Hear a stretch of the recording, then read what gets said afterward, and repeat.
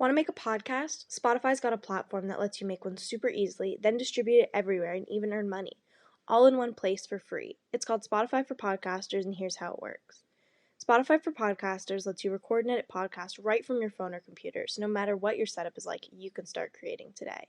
Then you can distribute your podcast to Spotify and everywhere else podcasts are heard. Video podcasts are also available on Spotify. With Spotify for Podcasters, you can even earn money in a variety of ways, including ads and podcast subscriptions. And best of all, it's totally free with no catch.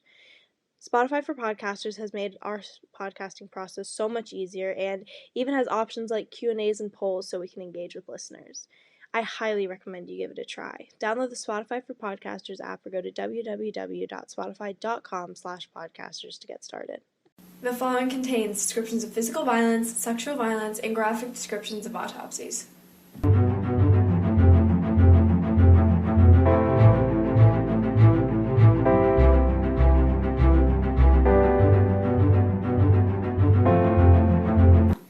Hey listeners, welcome to episode 52 of Teen Girls Investigate Crime podcast. I'm Jillian. And I'm Izzy. I guess there aren't really any announcements today. I don't know. I usually start it off with announcements, and now I don't know where to go from here. There's not any announcements, so we're just gonna dive right into the case, I guess. Yeah. So today we will be covering the mysterious disappearance of Jodi Huisentruit. This is gonna be a struggle. I heard people say it too, and I can't. Huisentruit? I think it's Huisentruit. Okay. Yeah. The disappearance of Jodi Huisentruit, which is very mystifying. That was the best word I could find for it. I like it. It's very, I wouldn't call it like, I don't know, mystifying just worked. Mystifying is good because mysterious, it's not tension holding. Yeah, mystifying is a good way. It's a very mystifying disappearance. So let's get started with some background, which there is a lot of. So, Jodi Sue Huisentruit was born... That's got so much phonetic, no, literally, balance. You gotta move your mouth so much when saying that name. Jodi Sue Huisentruit. There's a lot going on there. Yeah. Okay, Jodi Sue Huisentruit was born on June 5th of 1968 in Long Prairie, Minnesota, which is, the stupidest place I think I've ever heard of. It doesn't sound real, but... It sounds like people showed up there, and they were like, oh, a Long Prairie. Nice! And then they just named it that. Yeah. Mm-hmm. Okay, anyway, she grew up in Long Prairie with her parents, Maurice, and... Something funny to you, is it? No, I'm sorry. Is something funny? We were going to name my car Maurice, and then I got a different car, and the name didn't fit it. Yeah, that's very true, actually. Yeah. Maurice would have been such a good name. It would have! Anyway, Maurice and Imogen Jane Huisentruit. Her mom went by Jane, that's why I said it like that. She also had two older sisters named Joanne and Jill, so a lot of J names. What? Jill. Oh my god, that's so crazy. It's not like that's a super common name. Yeah, I know. But it's also kind of interesting because, I feel every family that has, J names, they have them in multiple. Yeah. Like your family? Mm-hmm. Yeah. I think people just do that. Yeah. It's interesting. Unfortunately, her father did pass away when she was 14, so she tended to just kind of grow up with her mom. She was on her high school golf team, which actually won the state championship 2 years in a row while Jodi was on the team. Nice. Golf girlies. Izzy's a golf girl. I literally joined it this year on a whim, and I joined the team, and let's just say we were the second to last in the state of Georgia. It was for fun, though. Yeah, and you had fun while doing it? Yeah, it was really fun. So that's important, so. Yeah. Golf girlies. Anyway, after she finished high school, she attended St. Cloud State University in St. Cloud, Minnesota. Another strange name. Yeah. St. Cloud? Did you ever watch that movie? What movie? Charlie St. Cloud. No, I did not. I know. Don't watch it was bad. Oh, what was it about? Zac Efron was in it, actually. Oh, really? Yeah, it was about, he died, and he was, haunting his brother, or, vice versa. One of them died, and they were, haunting the... It was a mess. Interesting. Okay, moving on. She graduated from St. Cloud State University with a degree in communications in 1990. Her first job was with Northwest Airlines, but she eventually changed career paths into broadcasting. Mm-hmm. So she worked with both CBS and ABC, affiliate networks, both in Iowa and Minnesota. And actually the job that she had at the time of her disappearance was a TV news anchor at CBS affiliate network called KIMT. I was gone for too long there. KIMT, I'm not really sure what that stands for, but yeah, that was the news network in Mason City, Iowa, where she worked. Mm-hmm. So she actually worked the really early morning shift, so she would go in around like 3 o'clock in the morning. Oh my god. Yeah, for the 6 o'clock to 7 o'clock news show, and then she hosted again at noon. That's very early. Very early. Like, she was getting up in the middle of the night to go, like... And also 3 o'clock. What? What's wrong with 3 o'clock? 3 is the demon's hour. It's the devil's hour. Is it really? Yeah. I did not know that. Like, you've never known, like, when you wake up at 3, you're like, oh shit, like, I need to go back to sleep right now. Or you're like... I mean... You never had that? I wake up at 3 a lot, and it kind of freaks me out, but I don't like waking up in the middle of the night. Yeah. It freaks me out, the concept of it. No, like, I don't understand how people are up in the middle of the night, but... No, I go to bed at 9:30 and don't get up until, like, 7. Yeah, I go to bed at, like, 10 and get up at, like, 5:30 because I'm just, like, I don't even know. I sleep like a grandma. Like, we both do. It's kind of odd. Go to bed so early. When we have sleepovers, we don't even stay up until, like... No, we're like, hey, let's go crazy. Let's stay up until midnight. No, literally, midnight is, like, the latest I think we may have ever stayed up. Yeah. It's so embarrassing. Anyways, Jodi used to wake up at 3 a.m. for her morning shift. Jodi was described as being incredibly joyful and kind. And there's actually a quote that I found from her diary. She kept a regular, like, journal. Mm-hmm. And this quote is from a year before her disappearance. And I feel like it just kind of shows a lot about her, so I'll read it. It says, live with passion daily. Be passionate in everyday life. Live the way I want to live. Be generous, kind. Aww. Yeah. And I don't know, something about her, like, keeping a journal every day just, I feel like, shows so much about her character. Exactly. Like, I can't tell you how many times I've wanted to keep a journal, and I do it once, and then I forget about it. I have journals scattered around my room with, like, one page written in it. And then I buy a new one, and I'm like, this is going to be the time. Like, I'm going to keep it up. No. Or, like, when I was younger, I feel like people would give me, like, journals as birthday gifts. Yeah, what was up with that? And I would just try to start it, and I would be like, today I got really upset because my dog, you know, did something, or, like, something like stupid, and I'll go look back at it, and then I'll just never write in it again. Exactly. Or I'll write in it once something, like, really deep, and then, like, I never write it again. I have, my longest one I think was from, like, 2nd grade. I found it one time, and it was so funny. Oh my I was God. like, my 2nd grade crush is so mean to me. I think that means he likes me. Like, it was so stupid. No, like, it's so funny, because when you're, like, younger, you think about everything in terms of, like, Disney Channel. That's so true. So it's like you look through life with the frame of looking at Disney Channel. Like, I don't even know, like, you're like, oh my god, my crush, he's so mean, but, you know, that means we're gonna fall in love. Like, why is that so true? The fact that, like, I did, like, my whole childhood was set in the tone of Disney Channel. Yes. Like, always thinking about it like Disney Channel. Interesting. I never thought about it. I never thought about it like that. You really just framed it. Like, opened your eyes. Opened my eyes. You're actually the one that introduced me to Disney Channel. Did you know that? Oh my god. I wasn't even allowed to watch it until I was 10. And no way, because I was at your house when I was, like, 5 and I started watching the show. Yeah, I know. I wasn't allowed to watch it, but I loved it. Like, Jessie, all the way. Love Jessie. We were at the prime time of Disney Channel, too. Oh, yeah. Jessie and Good Luck Charlie were my favorites. So good. Okay. I was a Disney XD kid. Oh. I thought that was Disney for skaters. No. Disney for cool people. Oh. I watched Disney Channel. Sometimes Disney Junior, if I felt so inclined. I liked... Let's just run it back. Disney Junior? Sophia the First was really good. Okay, we're going to continue. I'm going to start on the timeline. So, June 26th of 1995, between the hours of 6 and 7 a.m., just a clarification, this timeline starts, like, the day before her actual disappearance, because there are a few kind of weird things about this day. I feel like we always see this in a lot of missing persons cases. It's like, ooh, like, thinking back on it, this is kind of weird that this happened. So, the morning before, she anchored the morning news like normal between 6 and 7, and at 9, she actually attended a golf tournament fundraiser event with her golf team, which consisted of 2 local businessmen and a sales associate from the news channel where she worked. And afterwards, she went home to change in the mid-afternoon because it started raining during their match. And by about 3:30, she went back to the country club for the awards ceremony and hung out with her golf team, which is like, okay, queen. Like, there's an award ceremony. Like, what a girl boss. Yeah. You can play golf when you're an adult, Izzy? On a team? Maybe. But, like, I'm gonna make my team. Like, it's gonna be a bunch of random people. Okay. Can I play golf? Yes, you should play. Alright. Just, like, whack the grass. Anyways, it gets a little bit weird at this point. So, 2 people on her golf team actually said that Jodi mentioned that she had been receiving annoying phone calls, whether that was just, like, prank calls or harassment, or if it was just, like, spam calls, you don't really know. But it must have been annoying enough because she mentioned wanting to change her home phone number. That sounds like a pain in the ass. Which is, this is the 90s, too. I imagine that would take a lot of, like, effort. Yeah, so it's, like, no other way to reach you. Like, it's not like, I don't know, like, that would be kind of a big thing. So by 8 p.m., she said bye to her friends at the golf event and went home. And by 8:24, she actually called her friend Kelly, who lived in Mississippi. And Kelly didn't pick up because she wasn't home, so when she called, she ended up chatting with Kelly's husband, who later said Jodi sounded, like, cheerful. Yeah, like she was fun on the phone.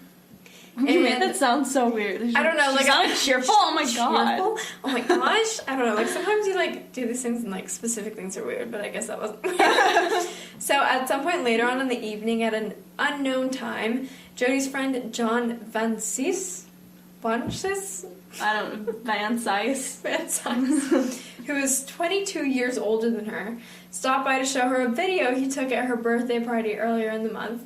Like, why? That gives me such bad vibes. That's so weird. No. Like, let me just stop by your house and show you this video randomly. No, I don't like this guy at all. First of all, 22 years older. No. And they're just buddies. Just butts, yeah. Yeah, and... What? You just said they're just butts? Buds. Oh, I thought you said butts. Yeah, they're just butts, Jillian. Like, no, but when I was reading this, apparently he threw her, like, a surprise party and then took a video at it and then insisted by coming by at this time to, like, show her the video. But you know what this reminds me of? what? You know in Love Actually, when the friend who, like, has a crush on his, like, friend's wife or whatever comes by and he shows her the video because she was like, I want pictures from my wedding. And then the video is, like, all of her. And it's, like, super That's weird. so Creepy. creepy, This is what I actually. pictured this conversation and being like, I don't Yeah. know why. It just, that's what, like, brought up for Yeah, me. that's just weird. I don't know. Like, I don't know. I don't like it. And after this, it's not even confirmed where Jodi was for the remainder of the night. So even though she didn't really disappear into the following day, is it possible that something happened the night before?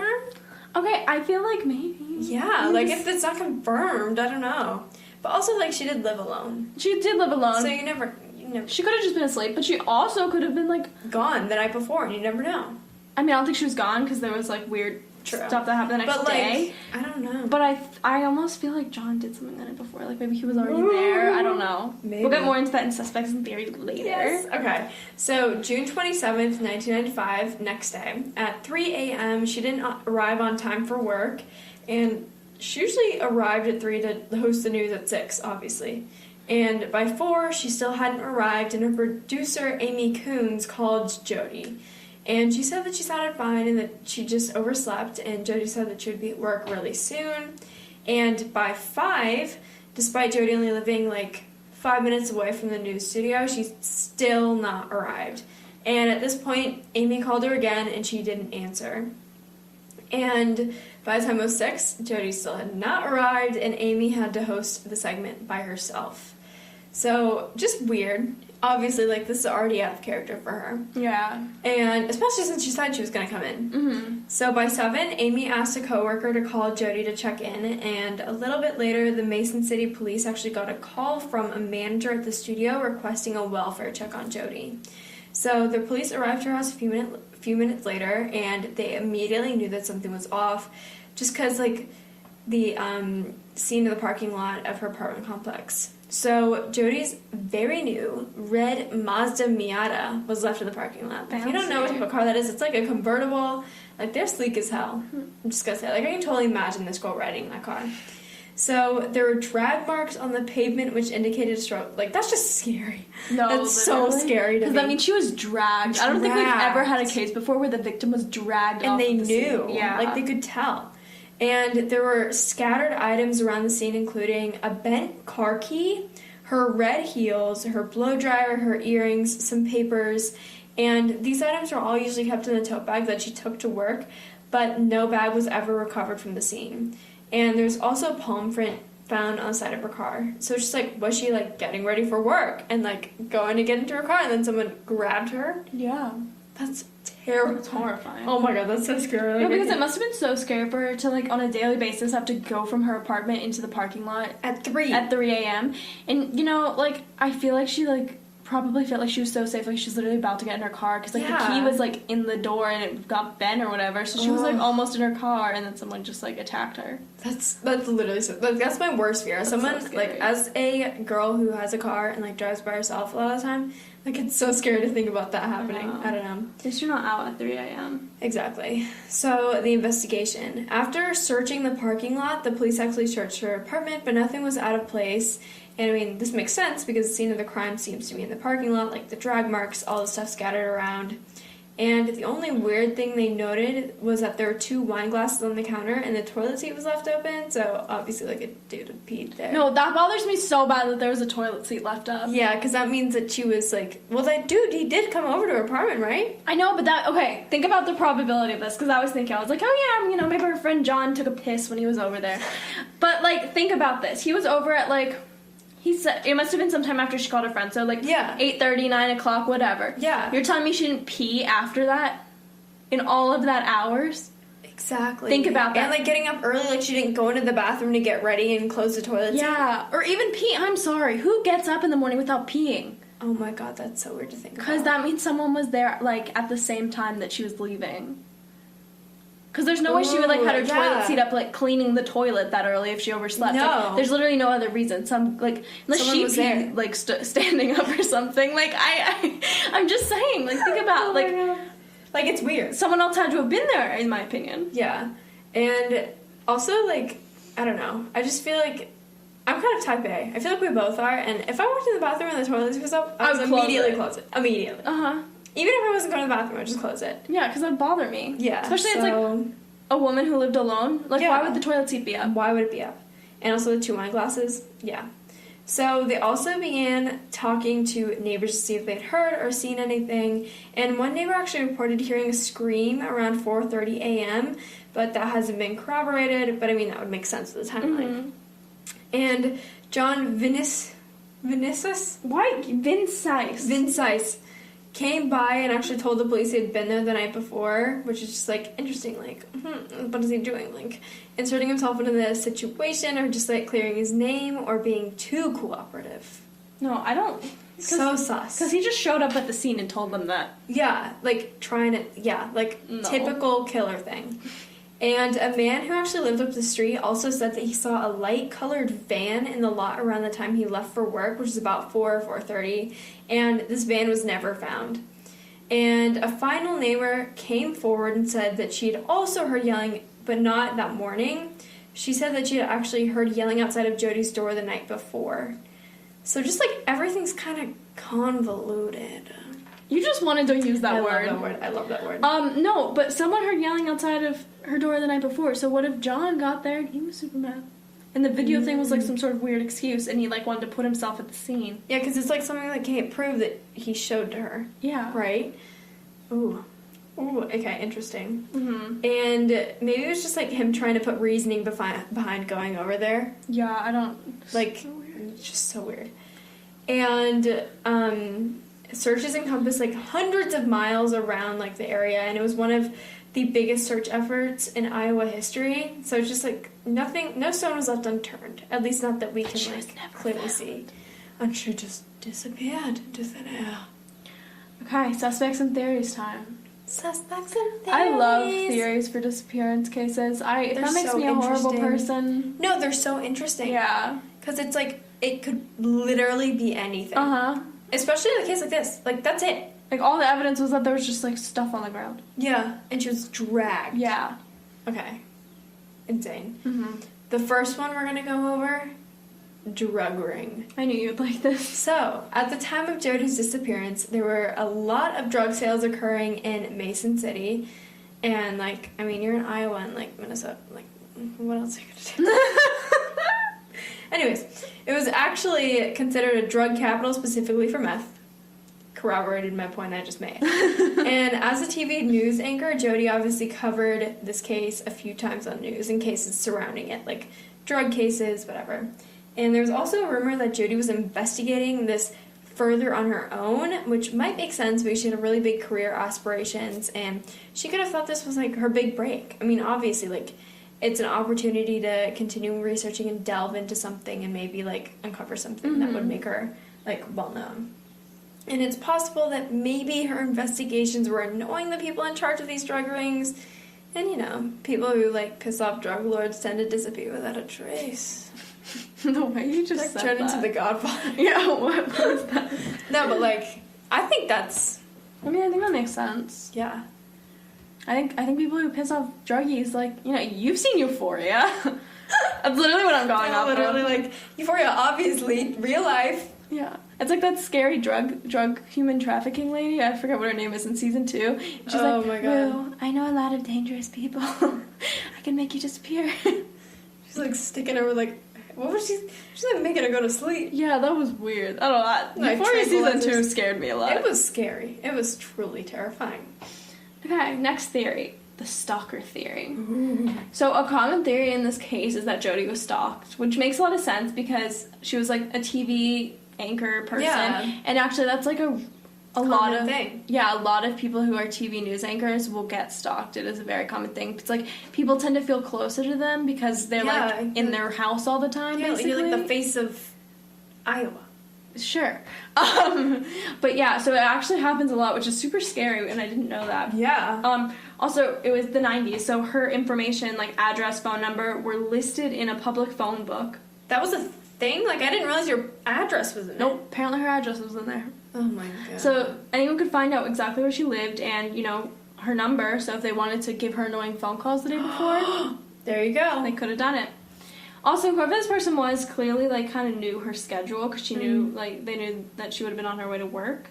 Mm-hmm. Also, there was this weird incident previously where she was followed by a car while on the run. On a run. I was Not on the run. I was like, whoa. She was on a run and she was being followed by a car, and it really, like, shook her up so much that she called the police about it and, like, called her mom after crying. Like, so she could have already had a stalker, and this is just them, like, escalating. Yeah.